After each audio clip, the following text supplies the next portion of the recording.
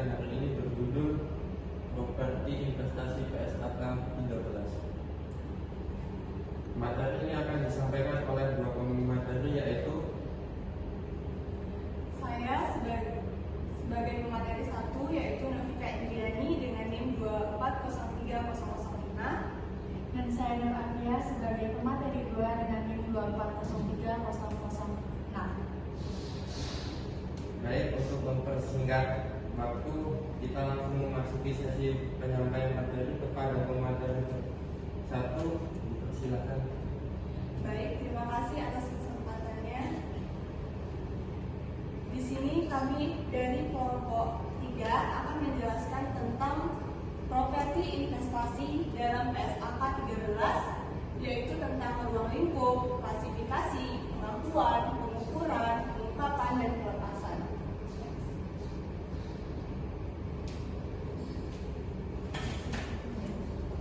Nah, di sini untuk pengertian dari properti investasi adalah properti yang berbentuk seperti tanah atau bangunan atau bagian dari bangunan yang dimiliki untuk yang pertama itu bisa disewakan, dan kedua kenaikan nilai.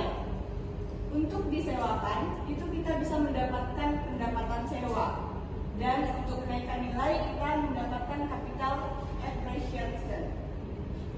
Bukan untuk dipakai sendiri atau aset tetap dalam PSAK 16, dan properti investasi tidak digunakan dijual dalam kegiatan usaha biasa dalam persediaan PSAK 14.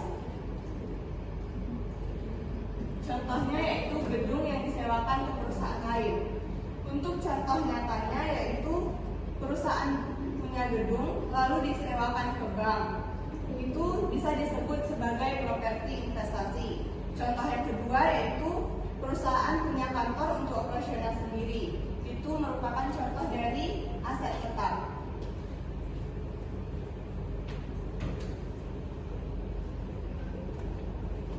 Untuk ruang lingkup PSAK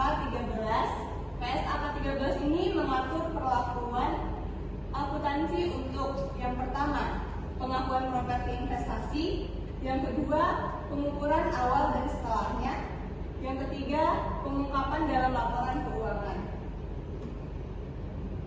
Dan tidak berlaku untuk properti dalam proses pembangunan untuk dijual dan properti yang digunakan sendiri oleh pemilik. Lanjut untuk klasifikasi properti investasi. Di sini properti investasi dapat berupa tanah, yaitu contohnya dimiliki untuk kenaikan nilai. Yang kedua yaitu bangunan. Itu kita bisa menyewakan ke pihak lain dan bisa menjadi properti investasi bagi kita. Yang ketiga ada tanah dan bangunan. Perlu dibedakan dengan aset tetap dan persediaan. Kalau aset tetap itu dipakai sendiri, sedangkan persediaan bisa untuk dijual.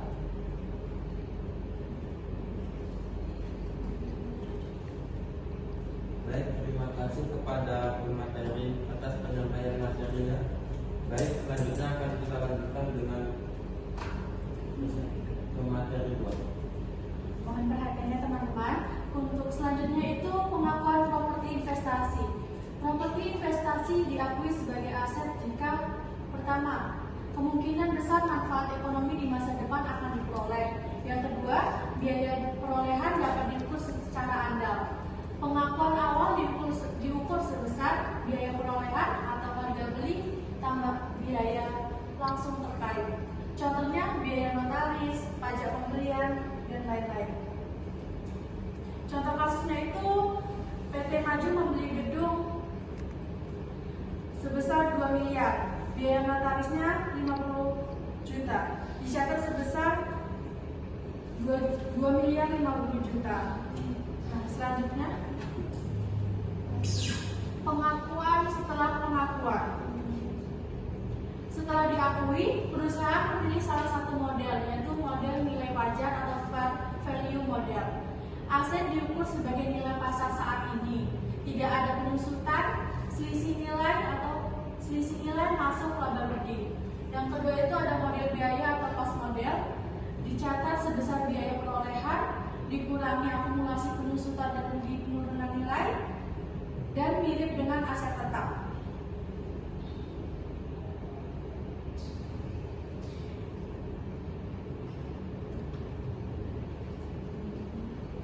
Model nilai wajar itu memiliki ciri-ciri dinilai berdasarkan harga pasar saat ini. Nah, contohnya nilai awal 2 miliar, nilai pasar akhir tahun 2,3 miliar. Selisihnya adalah 300 juta.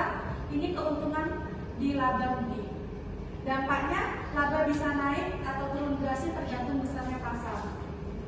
Yang kedua ada model biaya. Di sini ciri-cirinya dicatat sebagai biaya perolehan, dikurangi akumulasi dan rugi penurunan nilai serta mirip dengan aset tetap. Contohnya harganya 2M, umurnya 20 tahun, penyusutan per tahun 100 juta. Selanjutnya, properti investasi dihentikan pengakuannya ketika dijual atau tidak lagi memberikan manfaat ekonomi. Keuntungan atau kerugian dihitung dari harga jual kurang nilai tercatat. Contoh jurnalnya saat dijual. Debitnya kas, debitnya akumulasi penyusutan, jika model biaya, kreditnya ada properti investasi dan keuntungan penjualan. Pengungkapan dalam laporan keuangan. Perusahaan harus mengungkapkan yang pertama itu modal yang digunakan, nilai wajar atau biaya, kedua nilai tercatat properti investasi, ketiga perubahan nilai jika model nilai wajar, keempat pendapatan sewa, dan yang kelima pembatasan atau jaminan atas properti. Buat tujuannya agar laporan keuangan transparan dan informatif.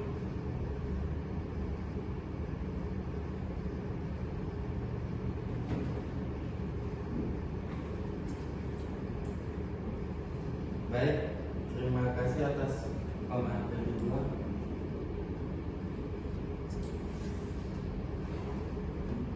Baiklah, selanjutnya kita memasuki sesi tanya jawab. Bagi teman-teman yang ingin menanyakan, silakan mengangkat tangan terlebih dahulu.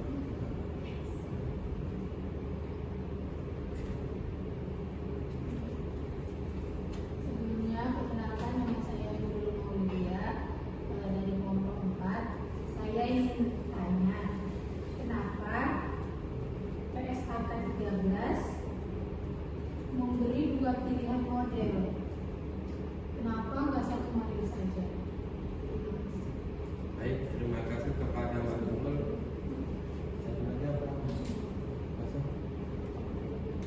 Baik, untuk pemateri kedua yang akan menjawab.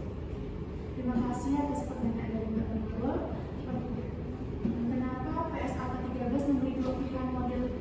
Kenapa nggak satu aja? Karena kondisi setiap perusahaan itu berbeda, Mbak. Ada perusahaan yang ingin mencerminkan nilai pasar secara relatif atau cocok pakai nilai wajar. Tapi ada yang ingin laporan lebih stabil dan konservatif.